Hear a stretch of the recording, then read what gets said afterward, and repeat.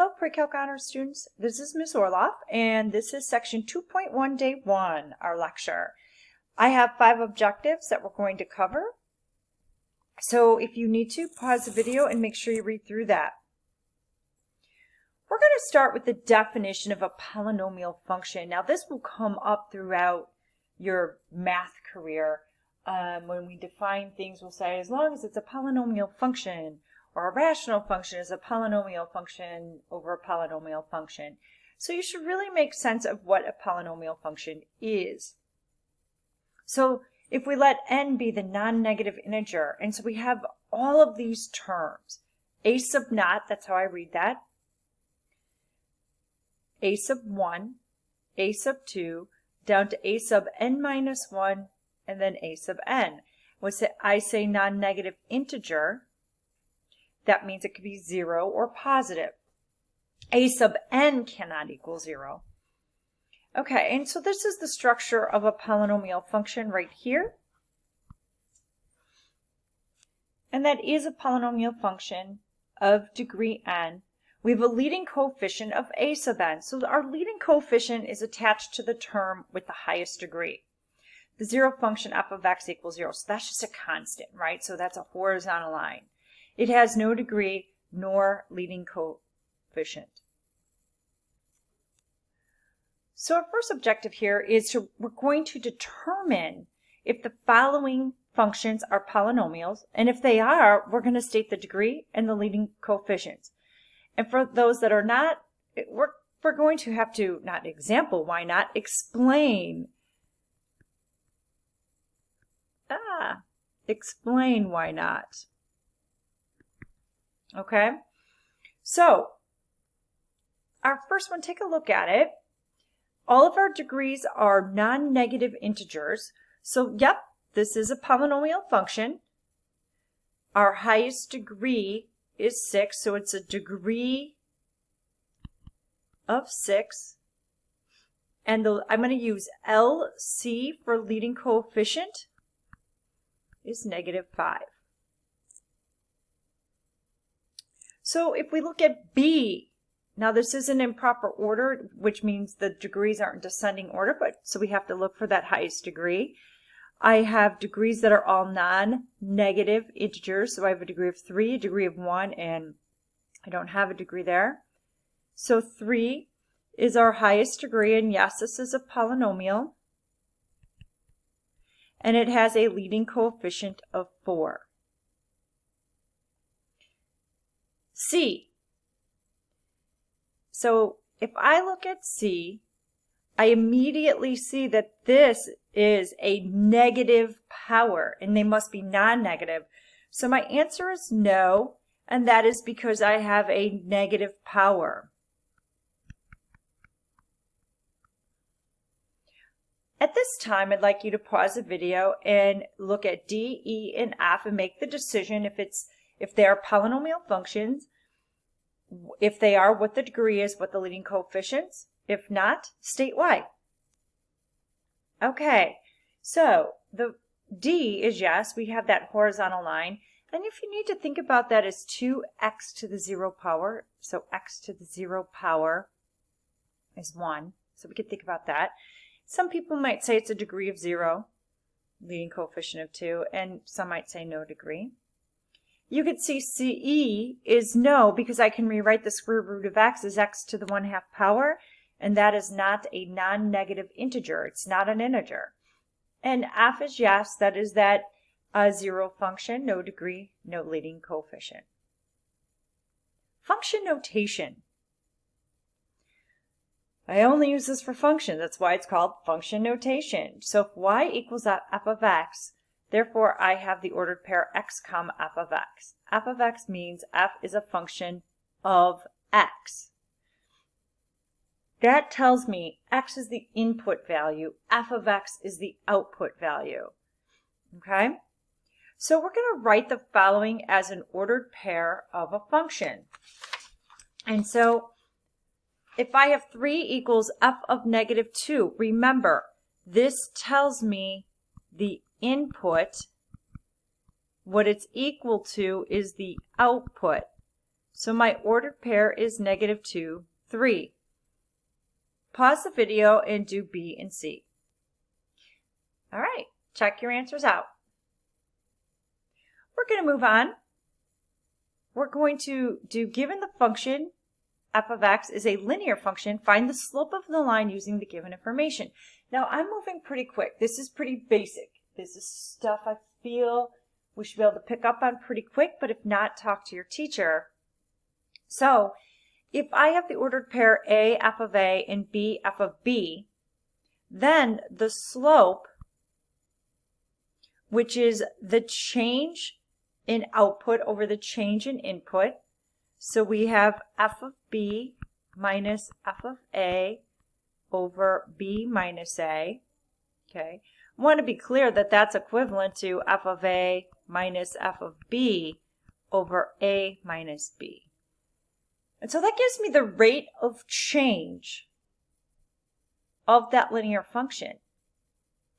And it will give me an average rate of change of other functions. Okay?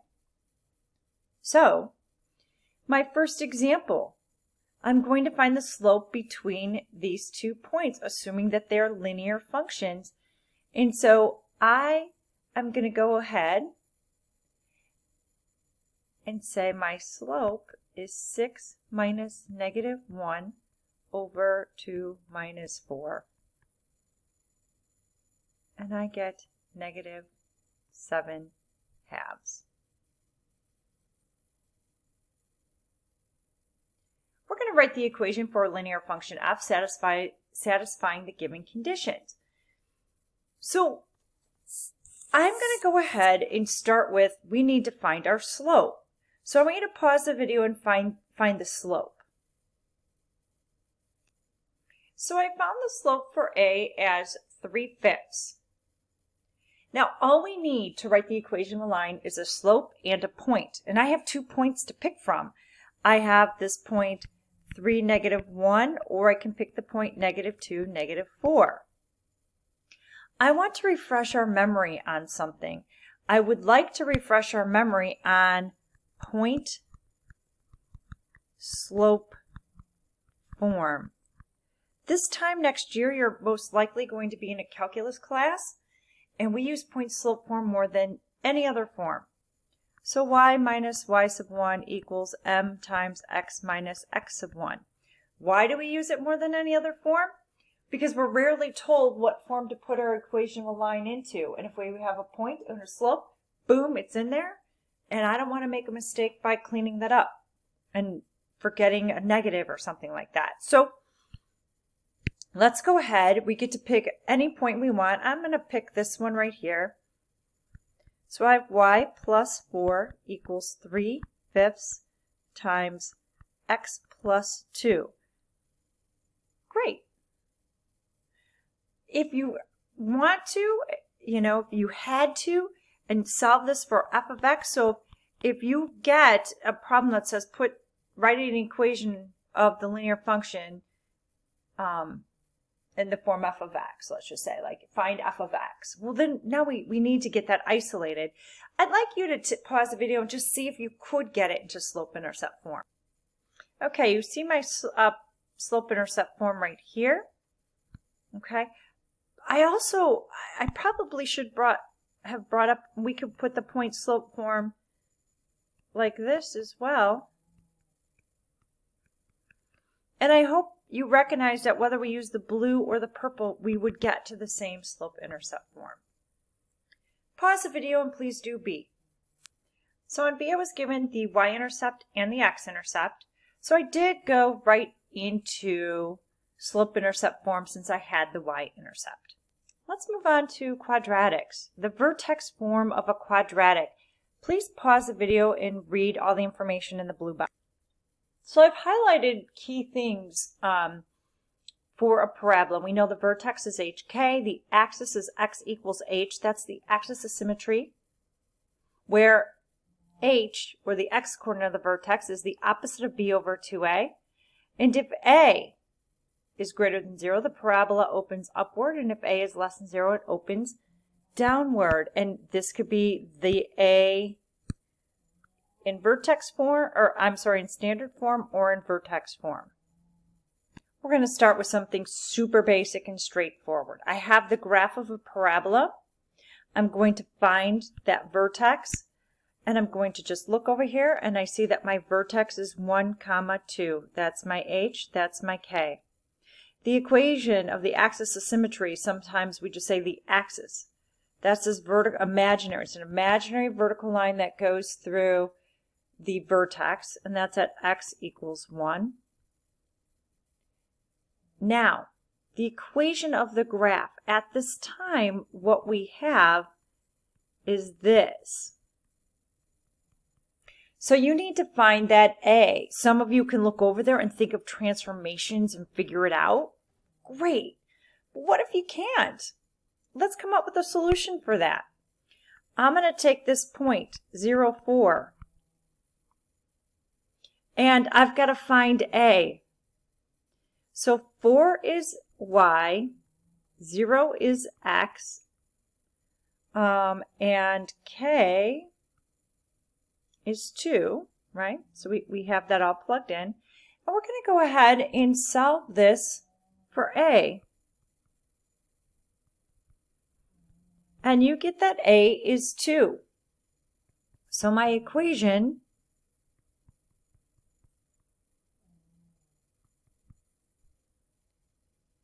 is that. You are to try on your own now. Do the next problem. Pause the video. All right, there's my work. Pause the video and check it out. So I want to talk about the average rate of change. So we've talked about rates of change on linear functions, and we say, well, a linear function has a constant rate of change. It is not the only function that has a rate of change. In fact, all of them could have a rate of change. I say could. It could have average, it could have instantaneous, but a linear is the only one that has a constant rate of change. At every point, it has the same rate of change, and all their average rate of change at between 2 points is the same as every instantaneous rate of change. We're going to talk about average rate of change. So, I kind of summarized that paragraph there. Here's my average rate of change. And it should look very familiar to you. It's just the equation of the slope between 2 points. So we're going to look at A, and I would like you to pause the video and get a nice graph of x cubed between just get a graph of x cubed. Don't worry about the interval. So here's my graph of x cubed. And what I'm asking you to do is find the average rate of change over this closed interval. So between the point 2, so between -1, let's start there, -1, here's a point, and when x is 2. And what that means, and I'm going to do my best to draw a nice straight line, which you probably won't be. It's the best I got. The average rate of change is represented by the slope of that line. And that line is a secant line, because it goes through 2 points locally. And so we are going to go ahead and find the average rate of change between those 2 points. And so we can go ahead and do that. And we get 9 divided by 3, so our average rate of change is 3. Please pause the video and do B. And there you go. Okay. Now we're going to have to write the equation of the quadratic function in vertex form by completing the square. And so I want to then determine the transformations. Now, I know that you can find the vertex form other ways, but I think it's vital that we practice our completing the square. So, just to refresh your memory, I am going to group the quadratic term and the linear term. Before I can complete the square, I need to factor out the leading coefficient, no matter whether that coefficient in front of the linear term is divisible by it or not, like by an integer value. And I need to make this negative. There we go. Next, I'm going to go ahead. I'm going to take that coefficient in front of the leading term, the linear term, -2, divide it by 2, I get -1, and then I take -1 and I square it. And this is how I create that perfect square trinomial.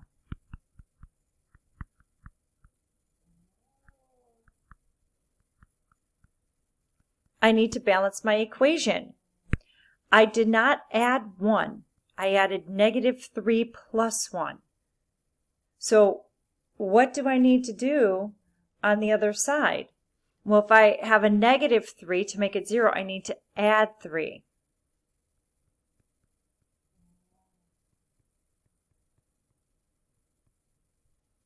All right.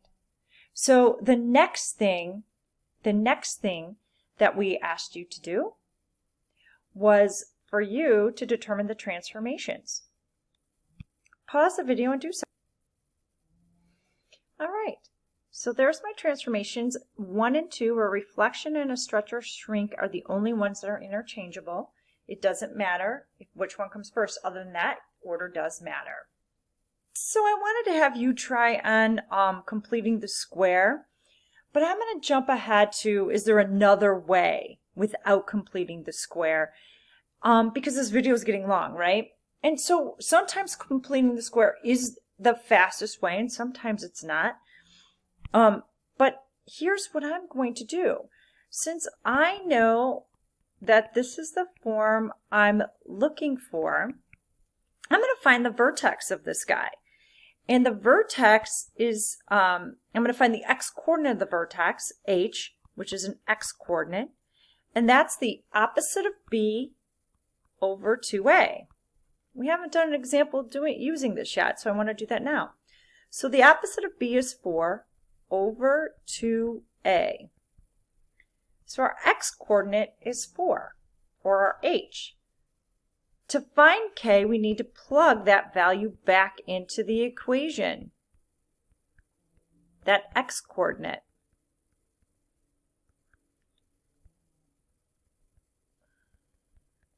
Okay?